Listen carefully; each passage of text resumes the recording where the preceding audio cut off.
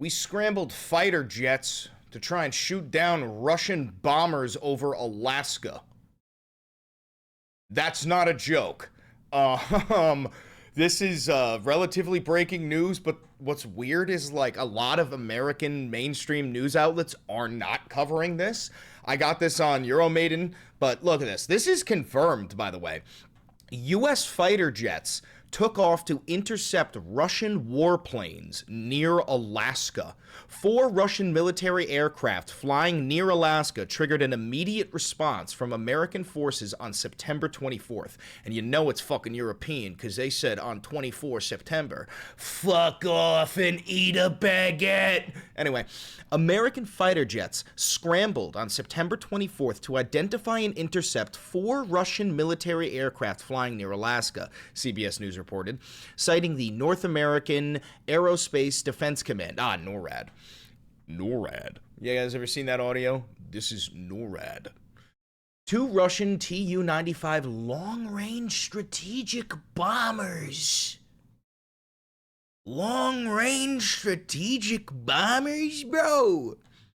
Pooty, what are you doing, brother? That's the craziest shit I've ever heard.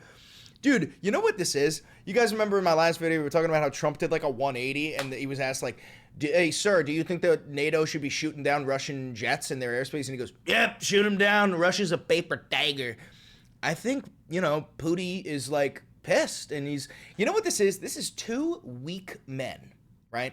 And both of them, they're not trying to prove that they're strong. They're trying to prove that the other guy is weaker, right?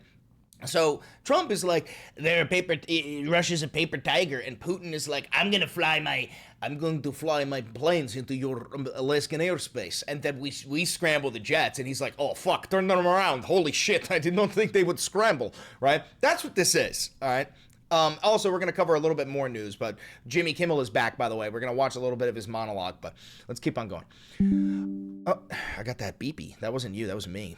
And 2 Su-35 fighters flew in Alaska's Air Defense Identification Zone, the ADIZ, which comprises international airspace adjacent to the sovereign airspace of the United States and Canada, according to military officials.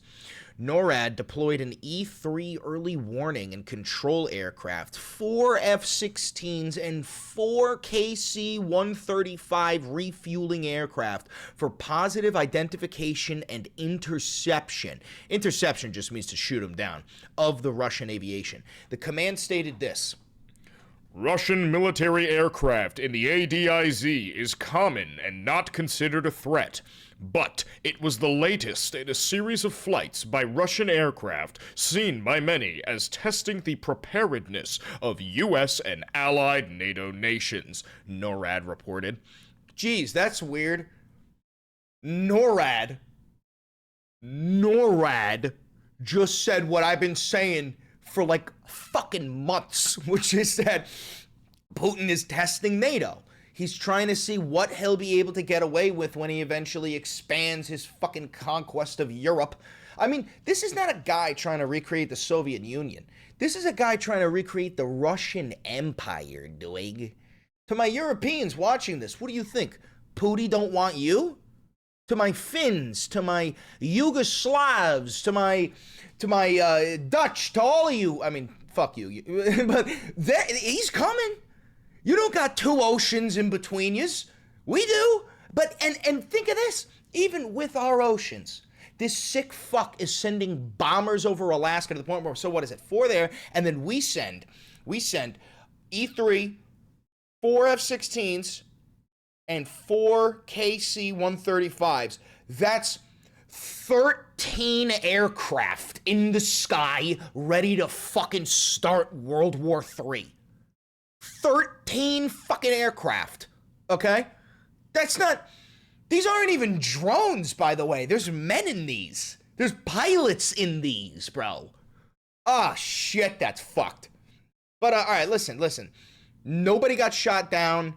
No, I mean, as far as we know, no blood was spilt, and more importantly, no oil was spilt. But, this is still not a good sign.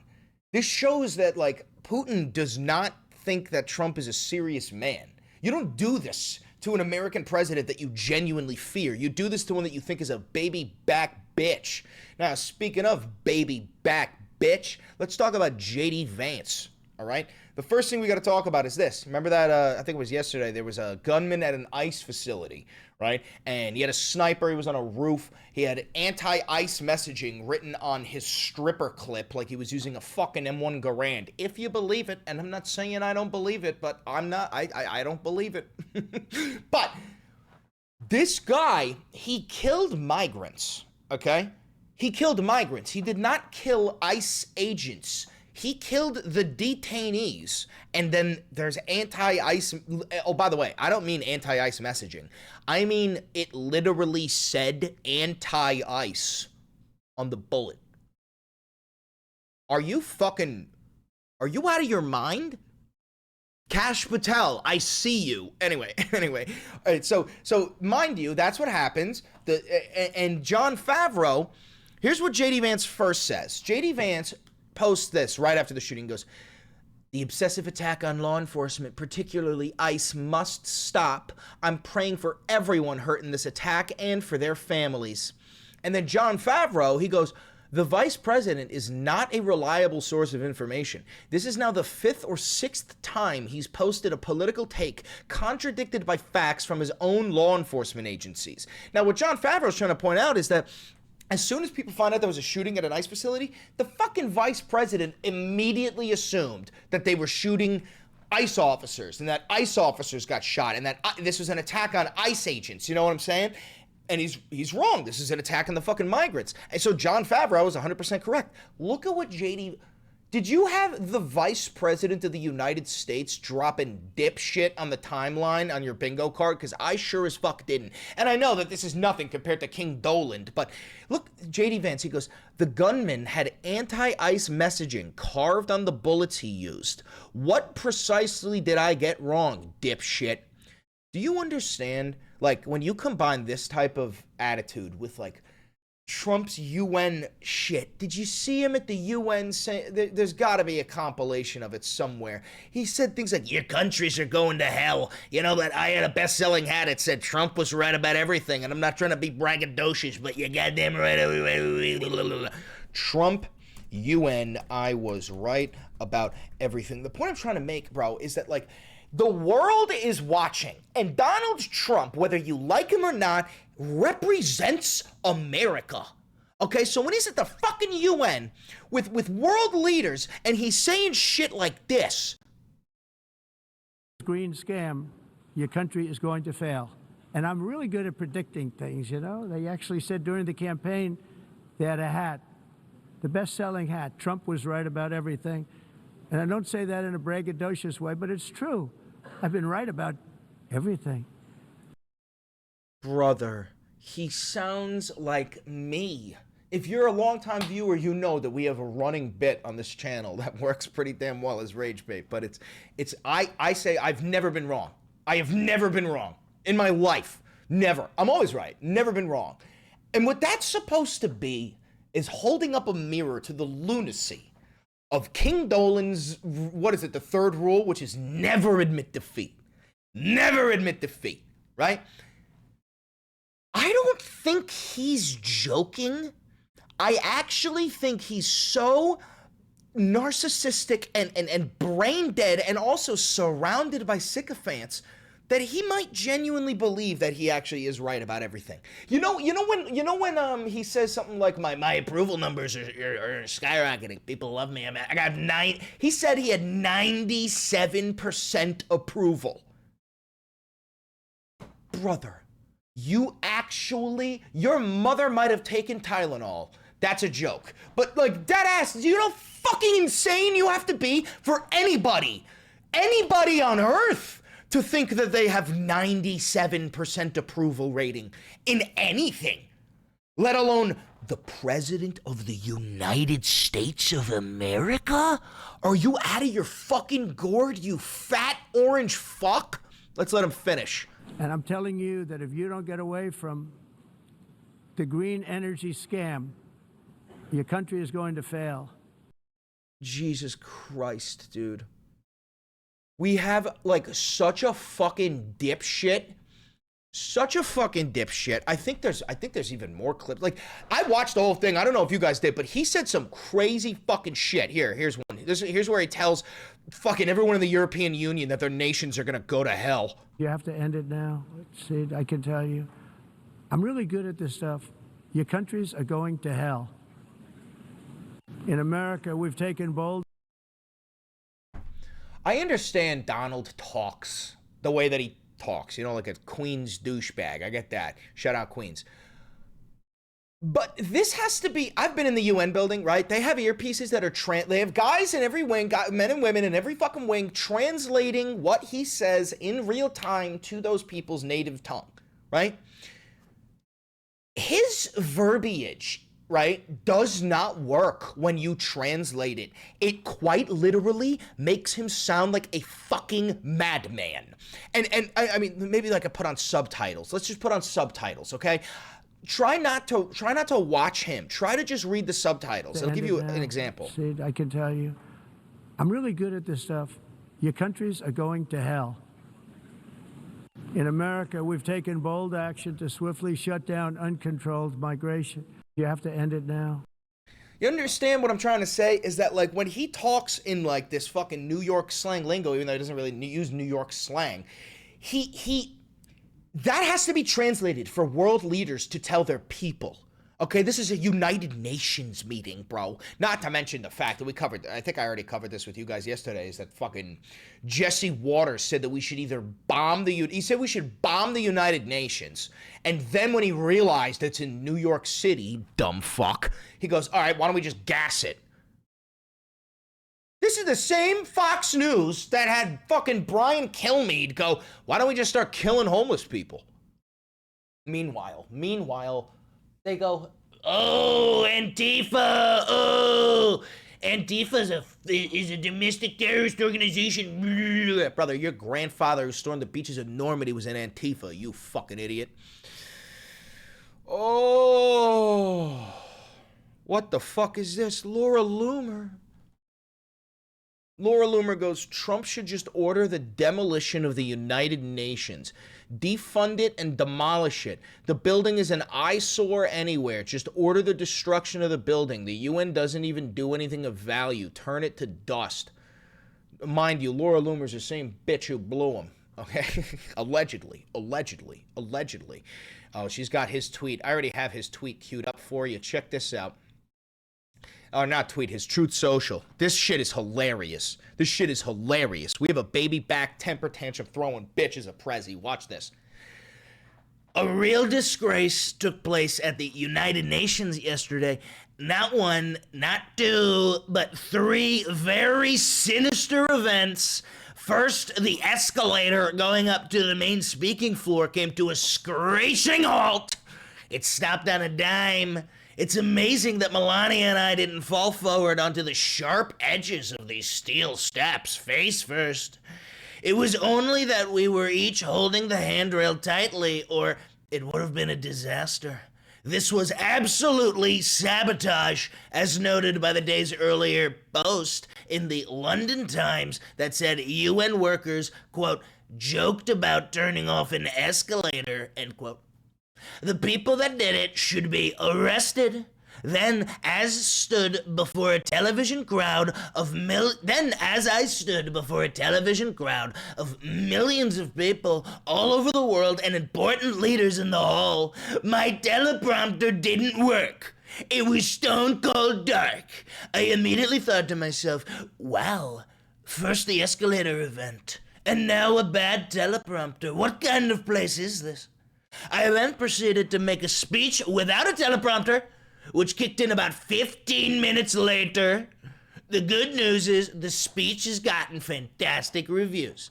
Maybe they appreciated the fact that very few people could have done what I did.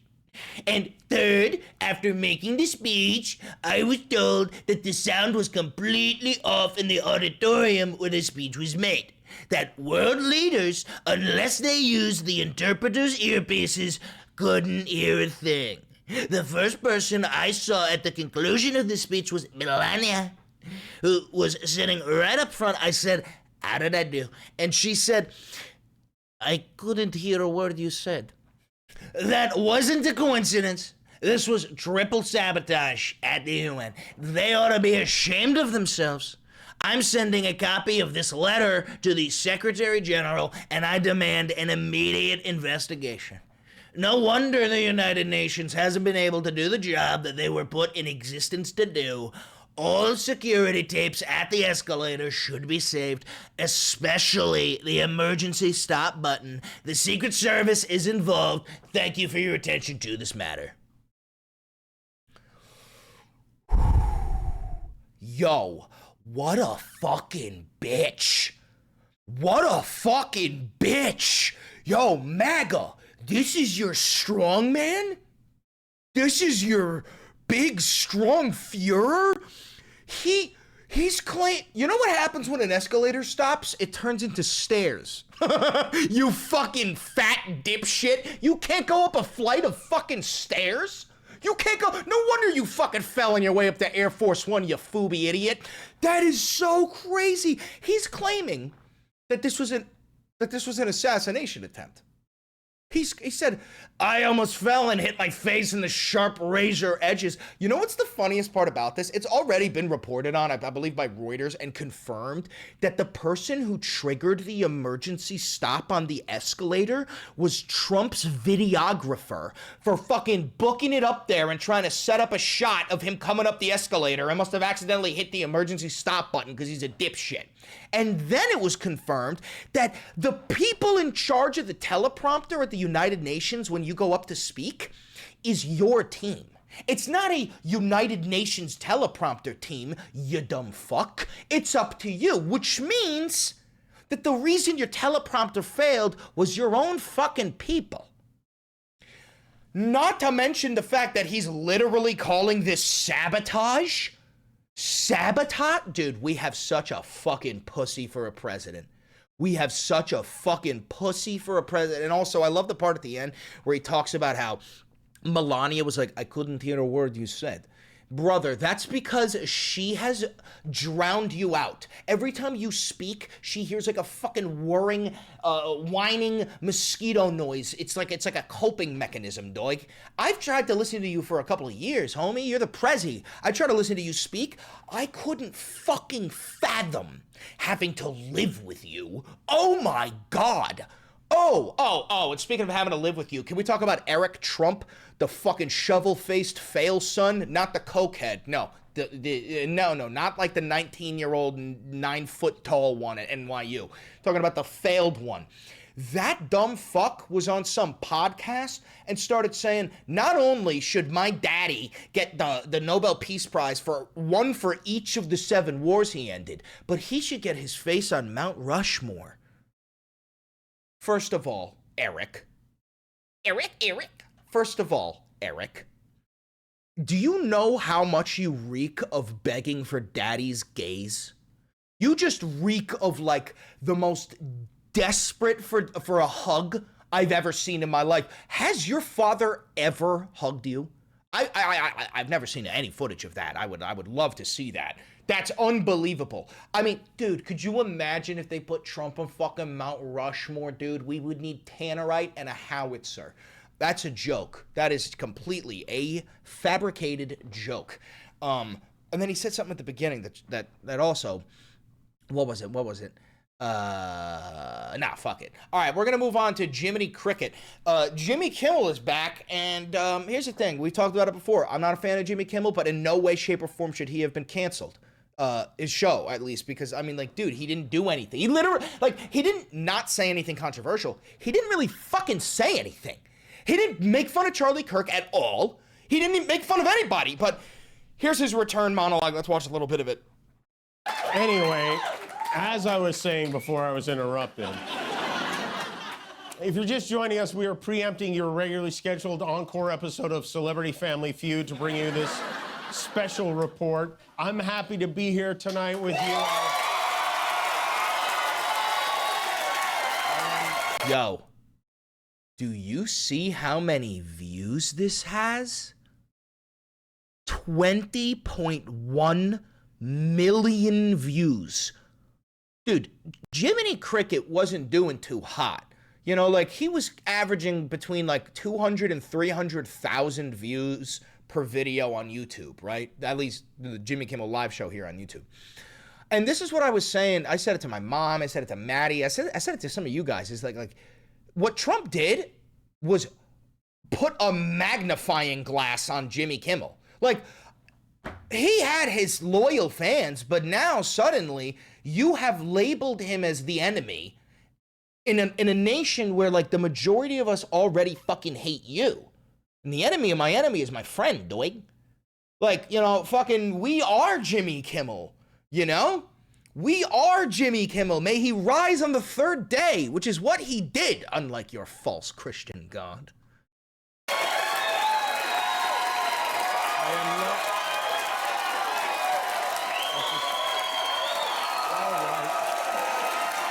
All right. Get to talking, 48 Jimmy. hours, me or the CEO of Tylenol? It's been overwhelming. I've heard from a lot of people over the last 6 days. I've heard from all the people in the world over the last 6 days. Everyone I have ever met has reached out. All right, Jimmy. 10 or See 11 what I mean? times. I refused to do it, and then I made a lot of fun of Larry for suggesting it, and eventually Larry fired me. And All right, fuck your fucking Colbert. Your anecdote. Just give me the goddamn juice, Jiminy. Arsenio, Kathy, Wanda, Chelsea, even Jay reached out. I heard from late night hosts in other countries, from Ireland and from Germany. The guy in Germany offered me a job. Can you imagine? This country has become so authoritarian, the Germans are like, come here. Yeah, Jimmy, your country is turning authoritarian. You seem to have a problem with the rising fascism in the United States. Always know that you are safe here in Deutschland. We no longer have problem with fascism. We learned from our mistake. Cut loose. My boyhood idols, Howard Stern and David Letterman, were very concerned. Howard Stern is one of your idols, Jiminy? Why would you say that out loud? That's one of the things you keep in there, brother. You keep that one locked away. And I feel honored to be part of a group of people that knows what goes into doing a show like this. And I also want to thank all of you.